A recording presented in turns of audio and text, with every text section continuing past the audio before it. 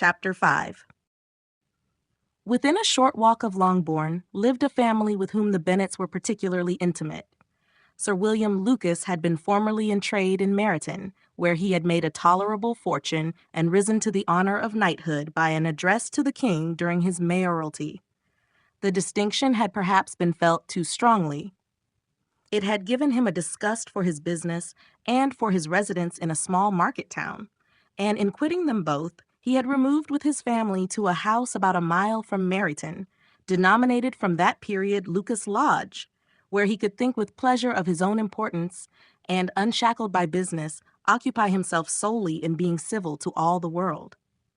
For, though elated by his rank, it did not render him supercilious. On the contrary, he was all attention to everybody.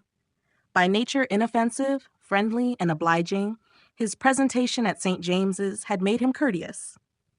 Lady Lucas was a very good kind of woman, not too clever to be a valuable neighbor to Mrs. Bennet. They had several children.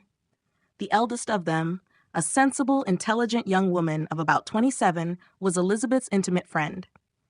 That the Miss Lucases and the Miss Bennets should meet to talk over a ball was absolutely necessary, and the morning after the assembly brought the former to Longbourn to hear and to communicate. "You began the evening well, Charlotte," said Mrs. Bennet with civil self-command to Miss Lucas. "You were Mr. Bingley's first choice." "Yes, but he seemed to like his second better." "Oh, you mean Jane, I suppose, because he danced with her twice. To be sure, that did seem as if he admired her. Indeed, I rather believe he did. I heard something about it, but I hardly know what. Something about Mr. Robinson." "Perhaps you mean what I overheard between him and Mr. Robinson. Did not I mention it to you? Mr. Robinson's asking him how he liked our Meryton assemblies, and whether he did not think there were a great many pretty women in the room, and which he thought the prettiest. And his answering immediately to the last question, 'Oh, the eldest Miss Bennet, beyond a doubt, there cannot be two opinions on that point.' Upon my word, well, that is very decided indeed. That does seem as if, but however, it may all come to nothing, you know." "My overhearings were more to the purpose than yours, Eliza," said Charlotte. "Mr. Darcy is not so well worth listening to as his friend, is he?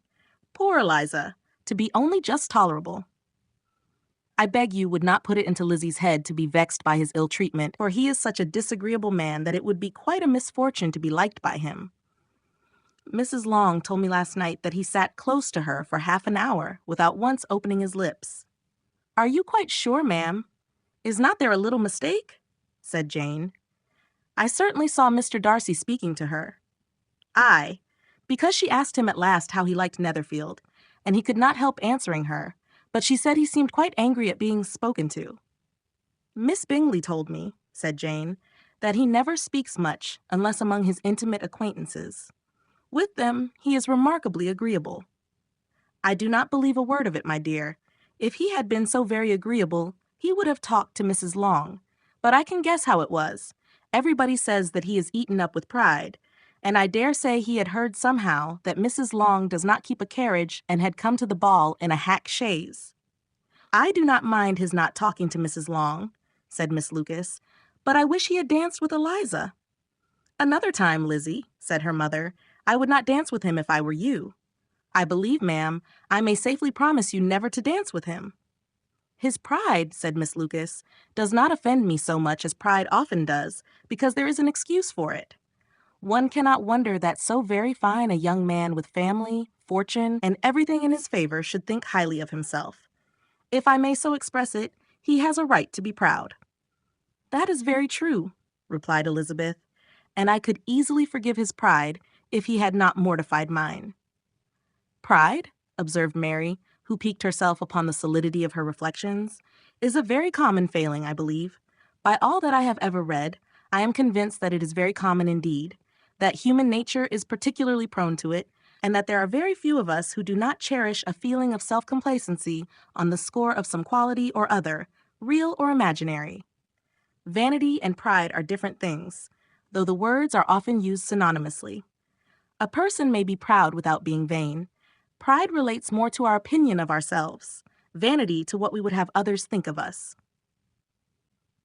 "If I were as rich as Mr. Darcy," cried a young Lucas who came with his sisters, "I should not care how proud I was. I would keep a pack of foxhounds and drink a bottle of wine a day." "Then you would drink a great deal more than you ought," said Mrs. Bennet, "and if I were to see you at it, I should take away your bottle directly." The boy protested that she should not. She continued to declare that she would, and the argument ended only with the visit.